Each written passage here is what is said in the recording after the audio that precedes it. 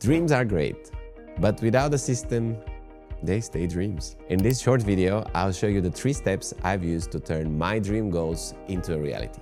It's simple. Learn the right thing, take action, and track what matters. Hi, I'm Martin. I run a software and design agency. I sold one of my companies and I failed at others. And I got some learnings along the way. Let me show you how to break big goals into achievable wins with tools you can use today. If you have dreams, set up a plan on how to achieve them. Set up goals and OKRs, or objectives and key results, that will help you reach them. I reached so many of my dream goals with this framework. Step 1. I identify what I need to learn. You can check my previous video for more details about that. Essentially, ask yourself, what is the one thing I should learn, such that by learning it, everything else will become easier or unnecessary. That's a quote from the book, The One Thing, which I really like. Then, when I have the answer of that, I immerse inside that topic.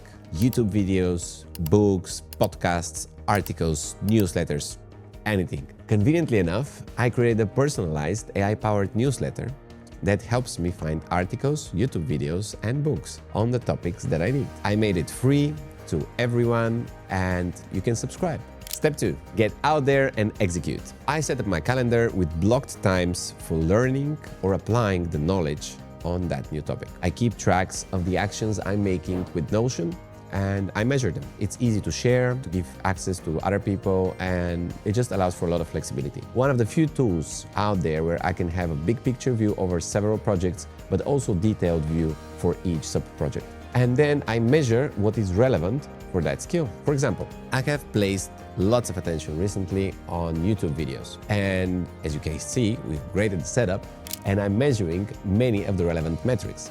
The videos I post, the views, the clicks, the engagement, etc. Another marketing stream that is working really well for us are networking events.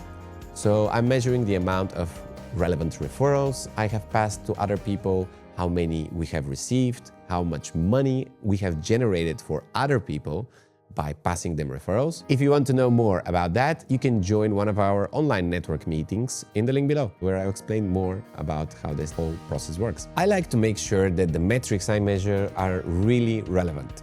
And I want to measure not only the outputs, but also the inputs.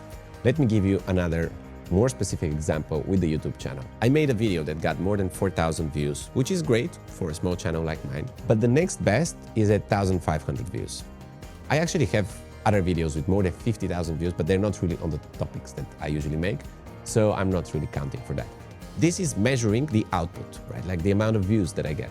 But measuring the input is actually how many videos I make per month, and what is the ratio between hours of preparation and views. That is way more interesting to me because it is something that I can control and influence, and I can experiment with that. So this is, for example, one way that you can look at the things, and this could apply for any goal that you set really. So here are just some examples on the things that I'm putting my focus on, and it would work, for sure it would work on your dreams and goals as well. All of the resources that I've referenced will be in the link below, and if this has been helpful to you, make sure to subscribe so that you don't miss the next one. Thank you.